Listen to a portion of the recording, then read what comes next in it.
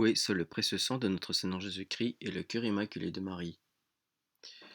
Voici, chers auditeurs et chères auditrices, le sermon de Grégoire Pape, Saint Grégoire le Grand, l'homélie numéro 6, concernant l'évangile du deuxième dimanche de l'Avent.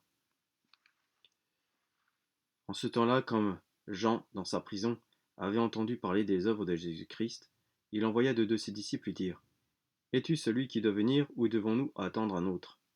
Jésus leur répondit : « Allez rapporter à Jean ce que vous avez entendu et vu. Les aveugles voient, les boiteux marchent, les lépreux sont purifiés, les sourds entendent, les morts ressuscitent, les pauvres sont évangélisés, et heureux ceux qui ne seront pas scandalisés à mon sujet. » Comme il s'en allait, Jésus se mit à dire aux foules au sujet de Jean : « Qu'êtes-vous allé voir au désert? Un roseau agité par le vent? Qu'êtes-vous donc allé voir? Un homme revêtu d'habits douillés? Mais ceux qui portent les habits douillés sont dans les palais des rois. Qu'êtes-vous donc allé voir? Un prophète? Oui, je vous l'ai dit, et plus qu'un prophète, car c'est de celui qui est écrit : voici que j'envoie mon ange au-devant de toi, pour préparer la voie devant toi. » Une question très chère se pose à nous. Jean était un prophète, et même plus qu'un prophète, puisqu'il a fait connaître le Seigneur venant se faire baptiser dans le Jourdain, en déclarant : voici l'agneau de Dieu, voici celui qui enlève le péché du monde. Et que, considérant à la fois sa propre bassesse et la puissance de la divinité du Seigneur, il a dit : celui qui est terrestre a aussi un langage terrestre, mais celui qui vient du ciel est au-dessus de tous. Saint Jean 3,31. Pourquoi donc, une fois emprisonné, envoie-t-il ses disciples demander : es-tu celui qui doit venir, ou devons-nous en attendre un autre ? Comme s'il ne connaissait pas celui qui l'avait montré, et comme s'il ne savait pas que le Christ était bien celui qu'il avait proclamé en le prophétisant, en le baptisant et en le montrant. Mais cette question trouve vite sa réponse si on examine le temps et l'ordre dans lesquels se sont déroulés les faits. Sur les rives du Jourdain, Jean a affirmé que Jésus était le Rédempteur du monde. Une fois emprisonné, il demande pourtant s'il est bien celui qui doit venir. Ce n'est pas qu'il doute que Jésus soit le Rédempteur du monde, mais il cherche à savoir si celui qui était venu en personne dans le monde va aussi descendre en personne dans les prisons infernales. Car celui que Jean a déjà annoncé au monde comme précurseur, il le précède encore aux enfers par sa mort. Il demande donc : es-tu celui qui doit venir, ou devons-nous en attendre un autre ? C'est comme s'il disait clairement : de même que tu as daigné naître pour les hommes, fais-nous savoir si tu daigneras aussi mourir pour eux, en sorte que, précurseur de ta naissance, je le devienne aussi de ta mort, et que j'annonce aux enfers que tu vas venir, comme j'ai déjà annoncé au monde que tu étais venu. C'est pour cela que la réponse du Seigneur à la question ainsi posée traite de l'abaissement de sa mort, aussitôt après avoir énuméré les miracles opérés par sa puissance. Quand il dit : les aveugles voient, les boiteux marchent, les lépreux sont purifiés, les sourds entendent, les morts ressuscitent, les pauvres sont évangélisés, et heureux celui qui ne sera pas scandalisé à mon sujet. À la vue de tant de signes et de si grands prodiges, nul n'avait sujet de se scandaliser, mais bien plutôt d'admirer. Il s'éleva cependant un grave scandale à son endroit dans l'esprit des infidèles lorsqu'ils le virent mourir, même après tant de miracles. D'où le mot de Paul : nous prêchons un Christ crucifié, scandale pour les Juifs et folie pour les païens. Oui, les hommes regardèrent comme une folie que l'auteur de la vie mourut pour eux. Et l'homme a trouvé moyen de se scandaliser à son sujet pour ce qui aurait dû exciter davantage sa reconnaissance. Car Dieu doit être honoré d'autant plus dignement par les hommes qu'il a été jusqu'à subir pour eux des traitements indignes. Quel est donc le sens des paroles du Seigneur ? Heureux celui qui ne sera pas scandalisé à mon sujet. Ne veut-il pas désigner clairement l'abjection et l'abaissement de sa mort ? C'est comme s'il disait ouvertement : il est vrai que je fais des choses admirables, mais je ne refuse pas pour autant d'en souffrir d'ignominieuses, puisque je vais te suivre, en mourant, que les hommes se gardent bien de mépriser en moi la mort, eux qui vénèrent en moi les miracles. Écoutons ce que notre Rédempteur dit aux foules au sujet de Jean, après avoir envoyé ses disciples. Qu'êtes-vous allé voir au désert ? Un roseau agité par le vent ?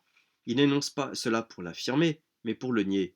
Le roseau fléchit dès que la brise l'effleure.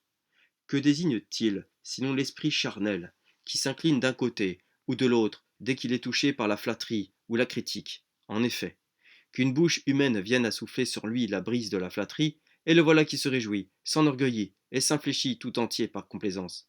Mais qu'un souffle de critique sorte de la bouche, même dont provenait la brise de la louange, et il s'incline aussitôt de l'autre côté, dans un accès de fureur. Jean, lui, n'était pas un roseau agité par le vent. Ni la faveur ne le rendait caressant en le flattant, ni la critique, d'où qu'elle vint, ne le rendait violent en le mettant en colère. La prospérité ne pouvait l'élever, ni l'adversité le fléchir. Non, Jean n'était pas un roseau agité par le vent. Aucun revirement de situation ne faisait plier sa droiture. Apprenons donc, frères très chers, à ne pas être des roseaux agités par le vent. Affermissons notre âme exposée aux brises des paroles. Demeurons en notre esprit d'une stabilité inflexible. Ne nous laissons jamais entraîner à la colère par la critique, ni incliner par la flatterie à une complaisance et à une indulgence exagérée. Ne nous élevons pas dans la prospérité, ne nous troublons pas dans l'adversité, en sorte que fixés dans la solidité de la foi, nous ne nous laissions aucunement ébranler par la mobilité des choses qui passent. La suite du texte nous rapporte encore ces paroles du Seigneur.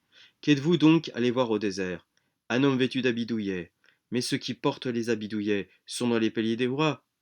On raconte en effet que Jean était vêtu d'un tissu en poil de chameau. Et pourquoi affirmer? Mais ceux qui portent des habits douillets sont dans les paliers des rois. Sinon pour indiquer en une formule claire que ce n'est pas le roi du ciel, mais le roi de la terre que servent ceux qui ne veulent pas souffrir d'âpreté pour Dieu, mais qui se donnent tout entier aux choses extérieures, et recherchent en la vie présente ce qui est douillet et délectable. Ne nous figurons donc pas que le superflu et la recherche dans le vêtement soient innocents de tout péché. Si ce n'était pas une faute, le Seigneur n'aurait en aucune manière loué Jean pour la rudesse de son vêtement. Si ce n'était pas une faute, jamais l'apôtre Pierre dans son épître n'aurait détourné les femmes de désirer des vêtements précieux par ces mots, pas de vêtements précieux. 1 Pierre 3.3. Mesurez quelle faute il peut y avoir pour eux des hommes à rechercher ce que le pasteur de l'Église a pris soin d'interdire même aux femmes. Qu'on dise de Jean qui n'était pas vêtu d'habits douillets peut être aussi compris en un autre sens.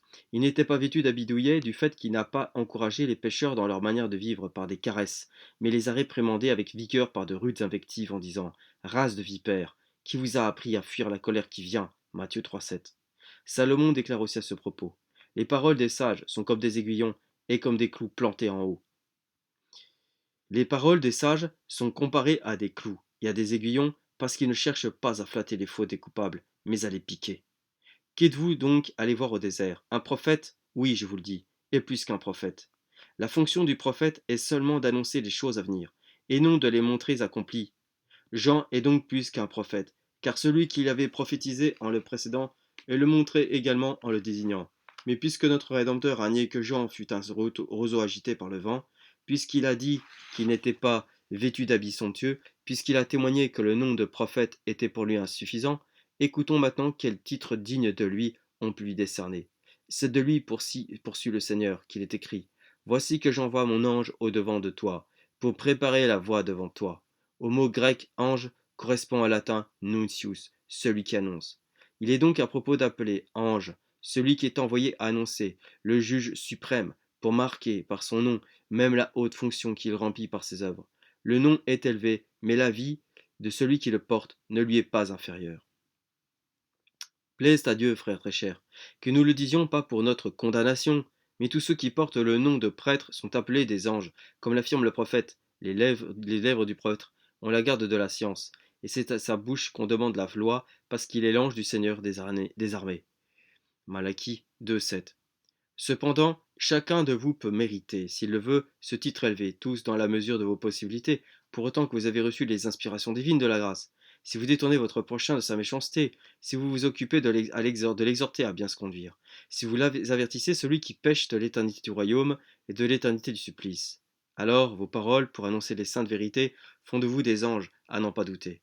Et que personne n'aille dire je ne suis pas capable de donner des avertissements et je n'ai pas d'aptitude pour exhorter autrui. Fais ce que tu peux, de peu qu'on te réclame dans les tourments le don que tu as si mal gardé. Il n'avait pas reçu pour qu'un unique talent, celui qui s'appliqua à le cacher plutôt qu'en faire l'aumône. Nous savons que pour le tabernacle de Dieu, on ne fit pas seulement des coupes, mais aussi des tasses, comme le Seigneur le commandait. Exode 37,16. Les coupes représentent une doctrine surabondante, et les tasses des connaissances bornées et étriquées. L'un, tout rempli de la doctrine de vérité, abreuve les esprits de ceux qui l'écoutent. C'est une coupe qu'il tend à autrui, parce qu'il lui dit. Un autre ne sait pas bien exprimer ce qu'il pense, mais quand il annonce tant bien que mal, c'est comme s'il donnait en goûter un échantillon dans une tasse. Établi dans le tabernacle de Dieu, c'est-à-dire dans la sainte Église, si vous ne pouvez servir à votre prochain des coupes de sage doctrine, donnez-lui des tasses d'une bonne parole, pour autant que la bonté de Dieu vous en rend capable. Dans la mesure où vous estimez avoir fait des progrès, entraînez les autres après vous. Sur le chemin de Dieu, désirez avoir des compagnons de route. Si l'un d'entre vous, mes frères, va au forum, ou peut-être au bain, il invite à venir avec lui celui qu'il trouve inoccupé. Laissez-vous donc instruire par votre manière d'agir naturelle. Si vous allez à Dieu, tâchez de ne pas arriver seul auprès de lui. Car il est écrit que celui qui entend dise Viens. Apocalypse 22, 17. Ainsi, celui qui a déjà reçu dans son cœur l'appel du céleste amour doit répercuter cet appel au dehors en exhortant ses proches. Lui manque-t-il du pain pour donner l'aumône à celui qui n'a rien? Il peut lui faire un don plus excellent, puisqu'il a une langue. Il est plus grand en effet de restaurer par l'aliment de la parole une âme destinée à vivre dans l'éternité que de rassasier d'un pain terrestre un ventre appartenant à une chair qui doit mourir. Ne refusez donc pas, chers frères très chers, l'aumône de la parole à vos proches. Ne refusez pas, frères très chers, l'aumône de la parole à vos proches. Vous et moi, gardons-nous des paroles oiseuses. Évitons de parler inutilement.